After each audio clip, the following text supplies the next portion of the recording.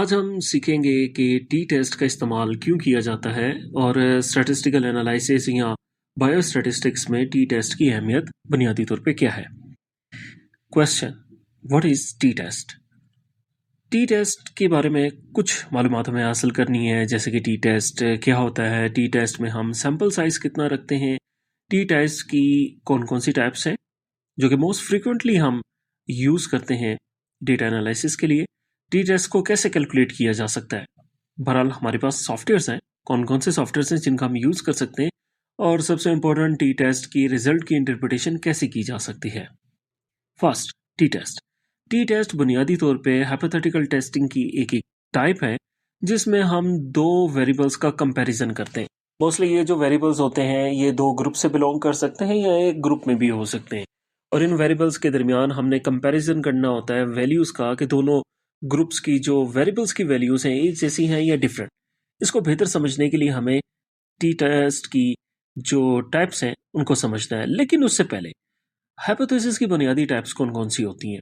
Hypothesis की बुनियादी दो टाइप्स होती हैं, एक जिसे कहा जाता है नल हाइपोथेसिस, जिसका मतलब ये होता है कि दो वेरिएबल्स के दरमियान किसी किस्म का कोई रिलेशनशिप साबित नहीं हो सका, या दूसरी टाइप है जिसे कहते हैं अल्टरनेटिव हाइपोथेसिस, जिसमें दो वेरिएबल्स के दरमियान अगर रिलेशनशिप मौजूद हो तो उसे कहा जाता है अल्टरनेटिव हाइपोथेसिस। अगर एक हाइपोथेसिस एक्सेप्ट होगा तो दूसरा हाइपोथेसिस रिजेक्ट होगा। फॉर एग्जांपल, अगर हम नल हाइपोथेसिस को एक्सेप्ट करेंगे टी टेस्ट को अप्लाई करने के बाद तो अल्टरनेटिव हाइपोथेसिस ऑटोमेटिकली रिजेक्ट हो जाएगा। अब हम चलते हैं टी टेस्ट की टाइप्स की तरफ। टी टेस्ट की जो पहली टाइप है उसे कहा जाता है one sample t test. One sample t test में हमारे पास सिर्फ एक ही सैंपल होता है जिसकी मीन वैल्यूज को हम कंपेयर करते हैं mean value of the non sample के साथ। सेकंड हमारे पास टाइप है जिसे कहा जाता है independent t test. Independent t test में हम दो ग्रुप्स की मीन वैल्यूज को आपस में कंपेयर करते हैं। और तीसरी टाइप हमारे पास है जिसे कहा जाता है पेयर टी टेस्ट, जिसमें हम mean value of the independent group 1 को mean value of the dependent group 2 के साथ कंपेयर करते हैं। लास्ट में जब हम कैलकुलेशन करेंगे तो हमारे पास टी टेस्ट का एक टेबल होता है कि जिसमें आप यहाँ पे देख सकते हैं कि कुछ प्रोबेबिलिटी वैल्यू यहाँ पर दी है और डिग्री ऑफ फ्रीडम भी यहाँ पर है। डिग्री ऑफ फ्रीडम का मतलब ये होता है कि जितने हमारे पास टोटल नंबर ऑफ सैंपल्स होंगे उनमें से हम एक को माइनस करेंगे तो डिग्री ऑफ फ्रीडम की हमारे पास वैल्यू आ जाएगी। लेकिन एक इंपॉर्टेंट क्वेश्चन कि टी टेस्ट का सैंपल कितना होता है। टी टेस्ट का सैंपल या तो 30 या 30 से कम होना चाहिए, तभी हम इसे अप्लाई करेंगे। इसलिए इसको स्टूडेंट टेस्ट भी कहते हैं क्योंकि ये स्टूडेंट्स के लिए ही बनाया गया था।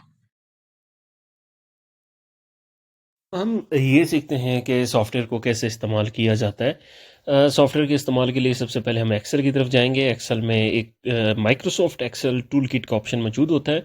हम एक फ़ाइल डेस्कटॉप पे क्रिएट कर रहे हैं और इस फाइल को हम ओपन करेंगे और सबसे पहले इस माइक्रोसॉफ्ट टूल किट के एक मिनी टूल को हम इंस्टॉल करते हैं। इसके लिए हमें ऑप्शन में जाना है। ऑप्शन में जाने के बाद हम यहाँ से जाएंगे ऐड इन में। ऐड इन से हम जाएंगे नेक्स्ट, यहाँ पे हम क्लिक करेंगे, गो करेंगे, देन एनालिसिस टूल किट के ऊपर सेलेक्ट किया, ओके किया। अब हम जाएंगे टूल बार में डेटा में, डेटा से डेटा एनालिसिस में, और जैसे ही डेटा एनालिसिस में जाएंगे तो आप यहाँ पे स्पेसिफिक सेट ऑफ जो स्टैटिस्टिकल टूल्स हैं उनको यहाँ पर आप देख सकते हैं, जिसमें स्पेशली जो, क्योंकि आज हमारा काम टी टेस्ट का है और यहाँ पर आपको टी टेस्ट की 3 डिफरेंट टाइप्स मिलेंगी। इसके बाद नेक्स्ट स्टेप में ये कि जी ये इसका इंटरफेस है जहाँ से हमने डेटा एंट्री करनी है। अब हम ऐसा करते हैं कि हम एक डेटा क्रिएट करते हैं। डेटा की क्रिएशन के लिए क्योंकि सैम्पल साइज़ को फोकस रखना है, जो कि हमें पता है कि टी टेस्ट का सैम्पल साइज़ 30 या 30 से कम होता है, तो हम सीखने के लिए ऐसा करते हैं कि 5 सैम्पल्स ले लेते हैं। अब यहाँ पे हम सेकंड सैम्पल 3, 4, 5 ये 5 सैम्पल्स लिए, और इन 5 सैम्पल्स के कंपैरिजन के लिए हम ऐसा करेंगे कि 2 ग्रुप्स बना लेते हैं, और ग्रुप का जो वेरिएबल है हमारे पास वो टेस्ट के स्कोर होगा। 2 ग्रुप्स के टेस्ट का स्कोर है। पहले हम ये जूम कर लेते हैं कि मिड के टेस्ट के मार्क्स और फाइनल के टेस्ट के मार्क्स कितने होंगे। तो मिड के टेस्ट के मार्क्स 50 हैं और फाइनल के टेस्ट के मार्क्स भी 50 हैं, तो इस तरीके से 100 मार्क्स हैं। अब हमने जो प्री टेस्ट है या आप इसको मिड टर्म के मार्क्स कह सकते हैं, और पोस्ट टेस्ट जिसे आप फाइनल टर्म के मार्क्स भी कह सकते हैं, इन दोनों का आपस में कंपैरिजन करना है। अब कंपैरिजन करने के लिए हम करेंगे ये कि यहाँ पे हम रैंडमली वैल्यूज़ को यहाँ पे एंटर करते हैं, और ये वैल्यूज़ 50 में से आई हैं, इनको हम स्टार्ट में जूम कर चुके हैं। इसके बाद हम क्या करेंगे कि सेकेंड फेज में भी हम पोस्ट टेस्ट की जो वैल्यूज़ हैं उनको वन बाय वन यहाँ पे इंक्लूड करते चले जाएंगे। और जब ये वैल्यूज़ हमारी सारी ऐड हो जाएंगी तो वैल्यूज़ ऐड करने के बाद हम जाएंगे डेटा एनालिसिस की तरफ। डेटा एनालिसिस में हम जाएंगे और डेटा एनालिसिस में हम क्लिक करेंगे और ये हम इसको थोड़ा सा बेहतर अरेंज कर देते हैं और ये बॉक्स में हम ले आए। ठीक है जी, अब हम चलते हैं दोबारा डेटा एनालिसिस की तरफ।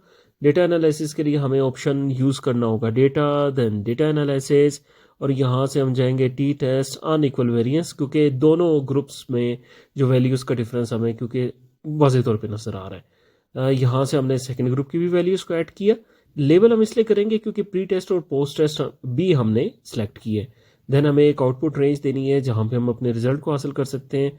फॉर एग्जांपल हम अपने आंसर को लिखते हैं, हासिल करते हैं एच पे एंड देन 4 पे, और इसे हमने ओके किया। ये रिज़ल्ट हमारे सामने आ चुका है और आप देख सकते हैं यहाँ पे जो हमारे पास रिज़ल्ट है वो रिज़ल्ट है 0.0045।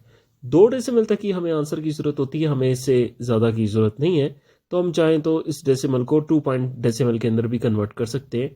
तो आंसर हमारा 0.00 है, विच मीन्स कि ये एक सिग्निफिकेंट आंसर है।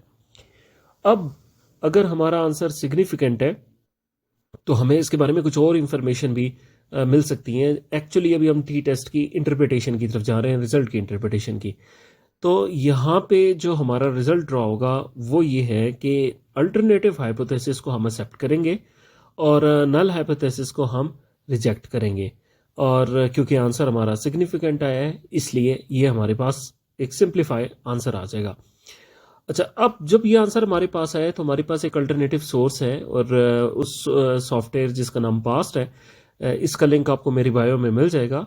हम जो वैल्यूज़ हमने ली थी प्री टेस्ट की और पोस्ट टेस्ट की, ये वैल्यूज़ हम कॉपी करते हैं। कॉपी करने के बाद हमने ये वैल्यूज़ प्लेस की इस पास सॉफ्टवेयर के अंदर।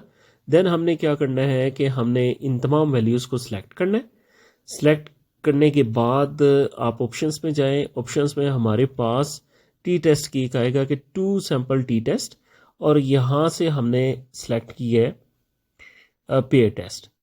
और पेयर टेस्ट अगर हम सेलेक्ट करते हैं तो सेलेक्ट करने के बाद आप यहाँ पे आंसर देख सकते हैं। जो टी का आंसर है वो हमारे पास एक सिग्निफिकेंट आंसर आ गया है। तो ये आज उम्मीद है कि आपको टी टेस्ट को एक आसान मेथड के ज़रिए समझने का मौका मिला होगा।